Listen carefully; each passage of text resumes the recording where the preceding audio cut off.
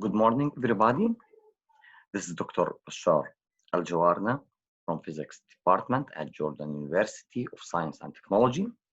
So today we will talk about medical physics, and we are going to start with chapter 3, which is about Newton's laws of motion.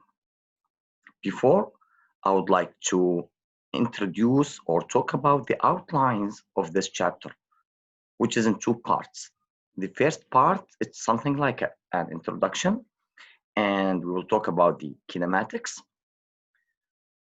In other words, it's the study of motion without regard of the cause, which is including location, position, displacement, velocity, and acceleration of my object.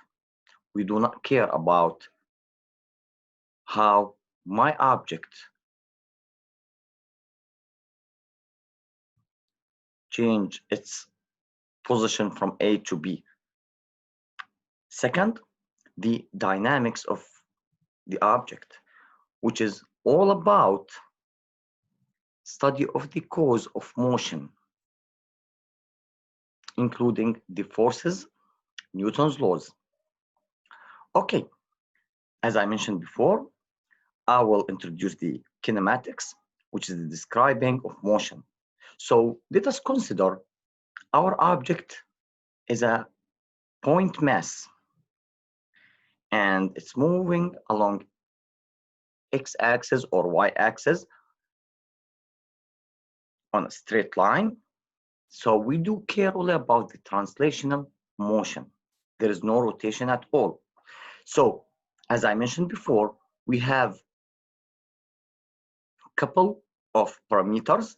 First, we need to ask ourselves, where is the object? In other words, we are talking about position or location. And then we will introduce what's called the displacement of my object. Now, how fast is my object moving and in which direction? So we are talking about the velocity of the object. Third, how do the velocity of motion change? So we are talking about the acceleration.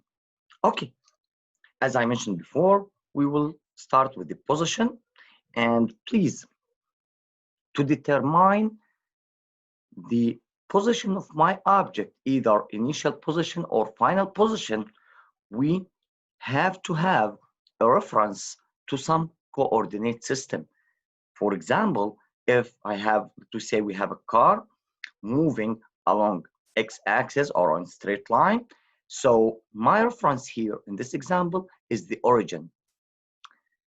Therefore, x initial, we can define it as the distance from where is my object to or compared to the origin. That's why we have x initial, and the same procedure, x final is the distance from where is the object compared to the reference point or to the origin. Since we have x final and x initial, it's easy to take the change in position, which is the displacement, and the mathematical definition for the displacement is delta x, which is x final minus x initial. So please pay attention that the displacement can be positive or negative. So we have a magnitude and direction. Therefore, we can introduce new quantity, or sorry, we can introduce new definition, magnitude only or magnitude and direction. So for magnitude only, it's a scalar. That's why the position or location is a scalar.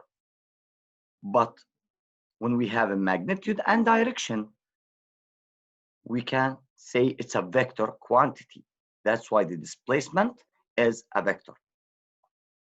Third, the average velocity. So simply, it's the displacement divided by the time interval. So from this mathematically definition, we can get the unit of the velocity or the average velocity, which is meter per second. Now, the displacement can be positive or negative from the previous slide.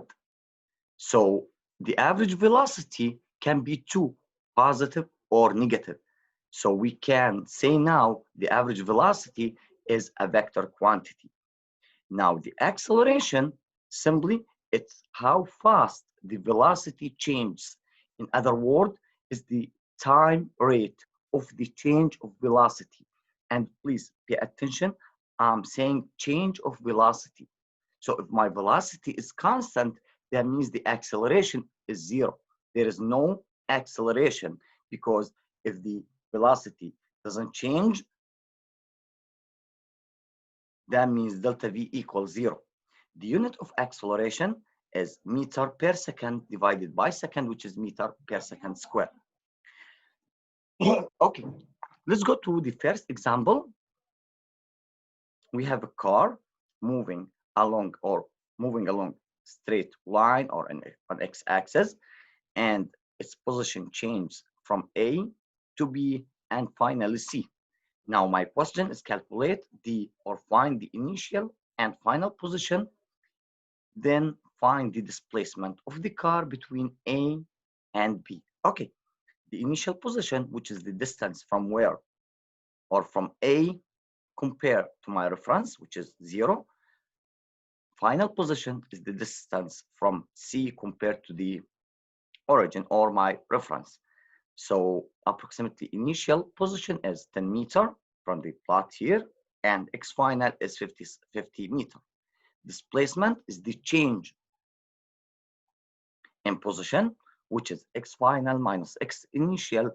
Therefore, 50 minus 10 will be 40 meters. Second example, if the position of an object is 35 meters when the time was 2 seconds.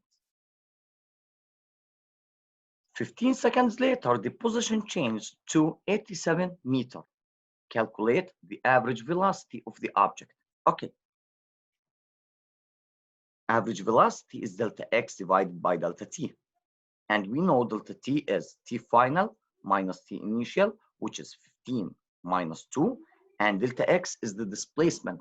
So in other words, I'm calculating the displacement and the interval time, then divide the displacement by delta t.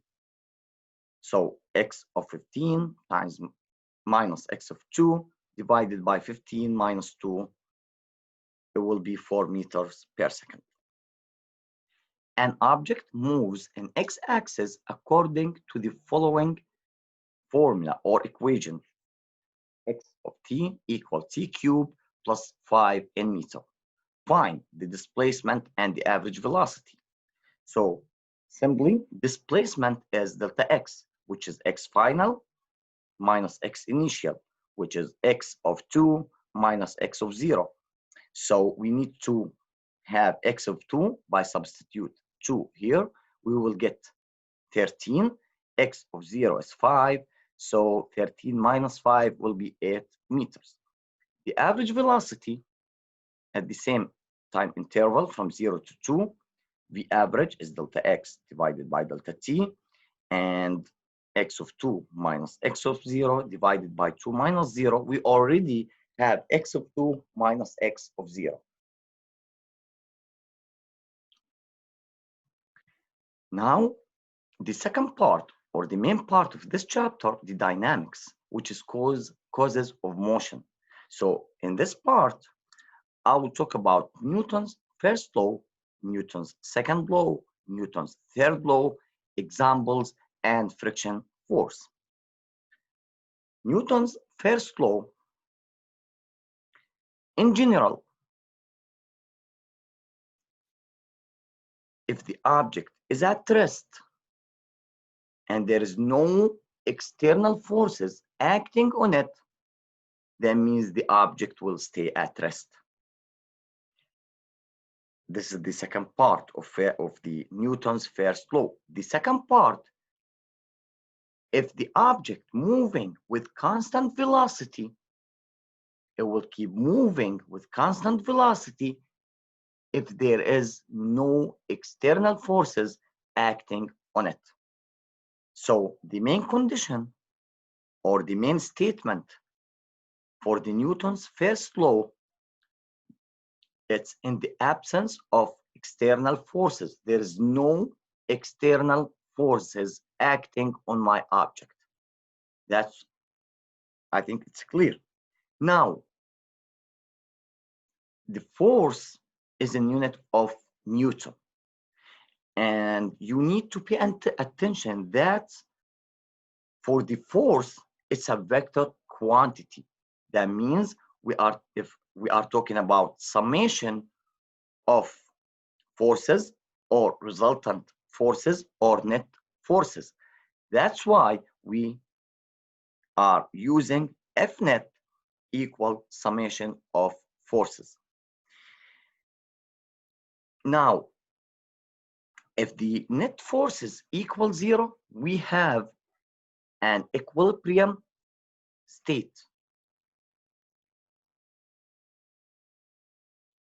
Newton's second law, simply the acceleration of an object is directly proportional to the net force acting on it and inversely proportional to its mass.